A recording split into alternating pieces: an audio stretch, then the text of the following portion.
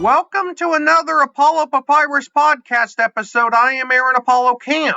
For this episode, my interview guest is a fiction author, having written the novel *And of Survivor*, the first in a planned series of young adult novels, as well as the Wattpad stories I Wish I Had a Latino and The Chart. When not writing books, she works in corporate construction. Her name is Nkrumah Mensah, and my interview with Nkrumah will follow the note-taking sounds. Nkrumah Mensah, welcome to the Apollo Papyrus podcast. Thank you for having me. I'm excited to do this. Feel free to introduce yourself to our listeners. Well, I'm Nkrumah Mensah, and I'm a young adult writer. My first book has come out. It's called *And of Survivor*. Second book should be coming out soon, called *Anne of Ryland*. And I'm really excited because this is my first 7-book series. And that's about all I can tell you right now. I'm just really excited to be here, really excited to talk about books and promote my books and see what you have for me. Without spoiling too much about your first novel, which, as you mentioned in your intro, is titled *Anne of Survivor*, what is it about? Well, it's about a young woman. She's lower nobility, and her parents are trying to set her up an arranged marriage because since they're at the bottom of the barrel of nobles, of course, they want to rise to the top. And the Duke, who is the brother of the king, has a son that he would like to hook up with Anne, and Anne just doesn't want to have anything to do with it. So she literally embarrasses her family and humiliates them in front of the Duke's family, and then runs off and joins a merchant ship. How did your oldest daughter, and this is an interesting story I've learned about your book, but how did your oldest daughter play a role in getting *Anne of Survivor* published, and how were you able to get Morgan James Publishing to publish your novel? Oh gosh, that's a long and twisted road. I actually wrote *Anne of Survivor* and *Anne of Ryland* many years ago, and it sat in a box. Isn't that always the way? You know, you've got these writers and they have this manuscript sitting in a box somewhere collecting dust. And I wrote this before I had children, and then my eldest daughter was getting ready to go into high school, and she found this box and she pulled out this manuscript and she's like, "Mom, what is this?" And I was like, "Oh, that's a book I wrote." And she literally stared at me and was like, "You're kidding. You wrote a book?" And I was like, "Yeah." She's like, "Well, you mind if I read it?" I was like, "Yeah, go ahead." So she read it, and my daughter is an avid reader, and she was in Battle of the Books. For those of you who don't know, it's like a group of kids who read all these books, and then they battle it out over information with other teams who've also read the books to see who knows the most about those books. And after she finished reading it, she shared it with her Battle of the Books team. And then they all ganged up on me and asked me why I hadn't published it. So after hearing their excitement for the story, I decided to actually put it on Wattpad and Tapas to see if there was any other interest. And when there was, I started talking to other people about publishers and publishing agents, and I met a friend who knew someone at Morgan James, and they were willing to read my manuscript. Is the main character in *Anne of Survivor*, which, as the title of your first novel suggests, is named Anne, based on you, other real-life people, or a combination thereof? I think it's a combination of a lot of different things. The main person that I like to say that this book is about is a dear college friend of mine who went through an arranged marriage, and she did get married. And at the time, I was thinking, well, what if she didn't get married? What if we jumped out the windows, kind of shimmied down the pillars and ran off together? And in our day and age, women can do that in America anyway. We can do that. We can run off. We can get jobs. We can get apartments, and we're self-sustaining. But I wanted to tell the story from a perspective of a young woman who cannot do those things. And in the late 15th century, early 16th century, women were still seen as property. Anne didn't make her own money and didn't have any other place to go. She couldn't get her own lodgings. So I wanted to put her in a situation where she would have to find a way to get all the things she wants in a society that would not allow her to just simply get the things she wants. And of Survivor, as you've mentioned a couple of times earlier in the interview, is the first in a planned 7-part series of young adult novels. You mentioned there's a second book. I forgot the title of it. What will that be called, and what will it be about? It's Anne of Ryland. Oh. And it's a continuation of Anne's story. So Ryland is the place where she was born and raised. And basically what Anne doesn't realize in the first book is that running away from this marriage, she actually embroils herself in a larger situation that involves the entire kingdom. And her decisions from probably about midway through the book really affects not just her kingdom, which is Ryland, but it also affects the island kingdom of Ildale. So the second book is how all of that comes together and how Anne realizes the situation that she's in and the outcome from her really running away from home. What is the target audience of Anne of Survivor and the series it will be part of? I say it's young adults, like it's a young adult coming of age story, and it's action adventure. There's a little romance in it. So even though my target audience is young adults, like middle school into high school, I have to admit that my largest audience thus far has been older women in their 30s. That's actually not too surprising to me because I do know quite a few people that I follow in the writing community on social media who are long since graduated from high school, but read young adult books regularly. Yes, and I have to admit that I'm one of those people. I love young adult novels. Granted, I do love the adult novels too, but there's something magical to me, about young adult novels where you can do more that and young adults just accept it as okay, well, that's just what happened. Whereas even in my story, older people are like, but why did it happen? And I was like, I don't know. Why do you think it happened? Like, I really don't have to explain it. Just go with it. And I think that I think that young adult stories are pulling in older people because we want to believe in magic. We want to believe that miracles can happen, and we want to believe in a world where there are infinite possibilities. And I think older books are just too real sometimes. Have you always wanted to be an author? I think yes and no. I never thought that I would be, but I've always loved telling stories. And when I look back at my childhood, which I have to admit, I'm dyslexic, so reading didn't come easily to me as a child. And I did write down a few stories, but I would never really finish them. So writing a whole novel was not ever in my brain as something that I would do. I didn't think I could do it until I wrote Anne. And once Anne was written, I realized that no, no, no, I like this process and I want to continue doing it. But life happens, kids and stuff. And and so it gets put on the back burner. But when my daughter had me pick up Anne again, I was like, maybe it's time I do some more of this. What is your writing process like? Oh, I love and hate this question. My writing process, honestly, I I have to say I get ideas. Everything starts with an idea.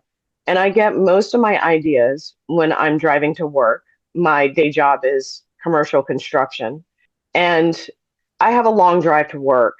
So I will just let my mind go, and ideas just kind of pop up every now and then. And then I'll get to work and I'll write them down before I really dig into my day job. I also love to go for hikes in the woods, and for some reason that just expands my mind and I get more ideas that way. As far as putting pen to paper or fingers to keyboard, I have to say that I work best at night when everybody's asleep. There's really no distractions, and I'll have like a bowl of popcorn, maybe some chocolate, and a cup of tea, and I will just go until I can't go anymore. And I'll admit that sometimes I go a little too much, and then I start like sleeping while typing, and it's like dream and story to connected together. And the next morning I'll read it like, what the heck was I thinking? But I think that's probably my process, like the way I like to write. Now, I do still have kids, and my eldest is 20 now, so she's in college, but my younger daughter is 16, and I still have responsibilities as far as she goes.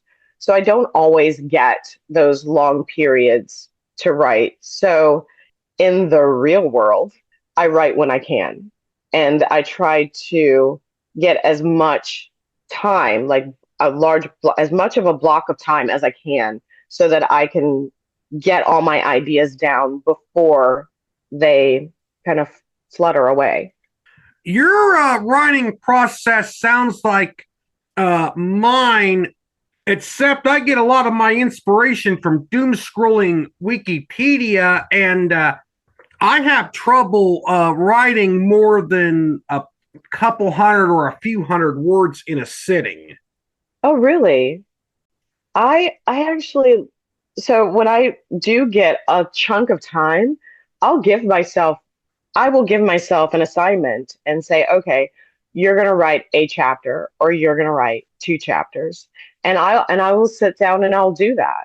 And it doesn't have to be on the next thing. It could be like currently I'm writing two things. So it could be one chapter on this book and another chapter on a different book, or it could be one chapter for this book and like recently I wrote a short story for the first time. So I took time away from this series and I wrote a short story that's completely different from the series just to kind of free up my mind because an idea popped in and I wanted to get it down as soon as possible.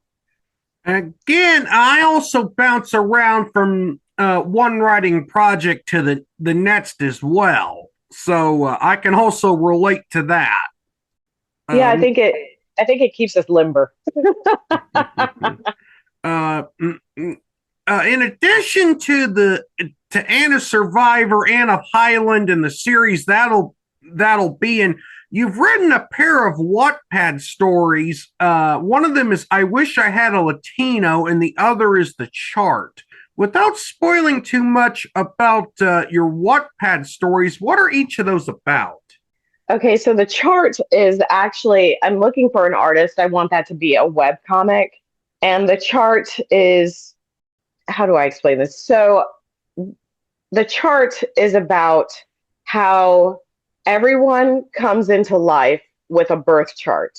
And you create this birth chart when you're on the other side before you come into life. You don't remember what's on your birth chart. It's kind of like life is a classroom and you signed up for classes in the registrar's office, but then you forget what classes you signed up for and you just do the classes as you're working through your life. And so a young woman has a chart and she came down with people to help her fulfill her chart. But one of those people, one of those integral people, dies unexpectedly. And so her spirit guides, her angels, all these people are involved in trying to get her chart back on target. And it's both funny and surprising and spiritual in a different way. So I wanted to tell kind of a different type of spiritual story that sees heaven and earth as not too disconnected, and hell for that matter, as not too disconnected, but also more lighthearted than people think.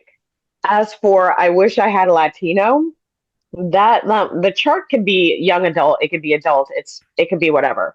But I wish I had a Latino is strictly adult. It's I don't want my young adults to read this book at all. And it's not my typical genre to write, but I always told a friend of mine that if I could write her life, it would be better. So during COVID, I decided to. She challenged me to do it, and it's about a young woman whose partner cheats on her, and then she goes through trying to find her footing, not just in relationships, but even on the job front and within her family. So it's more contemporary. It's more about the struggles of a young woman in her 30s as she tries to navigate life in the 90s. It's also a love letter from me to Tidewater, Virginia, where I went to high school. Aside from anything you've written, what are some of your favorite books to read? Ooh, I like this one.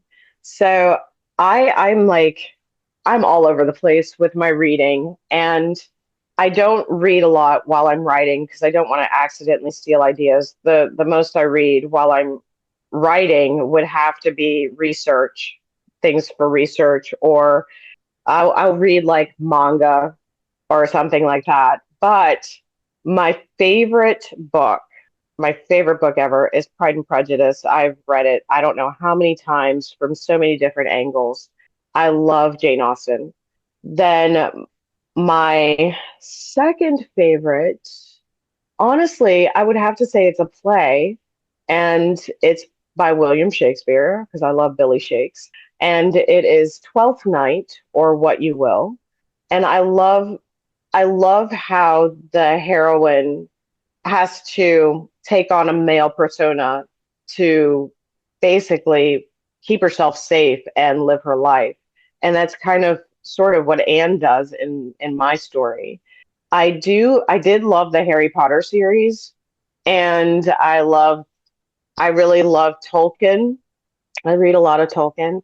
I do a lot of classics, honestly. I haven't read any contemporary books in a while. I have actually, I was in a book club. I did read a few and I did like them, but I tend to go more toward the magical sort of things, like I said before, instead of the more realistic. I think I live in the real world and I'm kind of tired of it. So I do read a lot of that. Another writer I love, well, two writers I love. I love Diana Wynne Jones. She wrote Howl's Moving Castle. In fact, my youngest daughter's name is Howl after the book. And then I also love Neil Gaiman. Neil's great. You mentioned earlier in the interview that you work in corporate construction. What is your job in corporate construction like? Well, I've had several jobs in commercial construction. I've been in it for quite a long time. And I started out as an assistant project manager with one company. Then I was project managing. And then I ended up as the director of commercial interiors and designs. And with that company, 80% of our work we did for the federal government. So it was a lot of bid processing and speaking with contracting officers with the federal government and mainly with the VA. Now, so that I could write more, I took on the position of project coordinator for a local commercial construction company. And in that position, I basically keep everything together behind the scenes for the project manager. So I'll help with permitting and with I help them keep their drawings straight, and anything that the field would need from the office, I try to be that liaison. You live in Greensboro, North Carolina. What do you love most about living in the Piedmont Triad region, which includes Greensboro, Winston-Salem, and High Point as the main cities in that region of North Carolina? What do I love most about about this area, the Triad? I would have to say, honestly, I love my neighborhood. I love my neighbors. I live in a historic district of Greensboro, and it's within walking distance of downtown. I like the feel of walking into my coffee shop. I know the owners. I know the ladies who make my coffee. In fact, yesterday I was 7 minutes late, and they were like, "We didn't think you were coming," and I was like, "Bruh, it's 7 minutes." So I love that they expect me at a certain time because I'm consistent. I also love that I go to the same place on Sundays. My daughter works there. My eldest daughter worked there.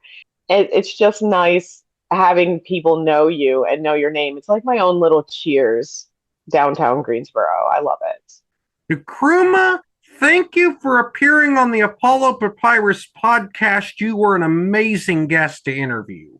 Thank you. I appreciate it. I wish Nkrumah the best with the upcoming books in her young adult novel series. This is Aaron Apollo Camp reminding y'all to find your writing and reading purpose. Bye for now.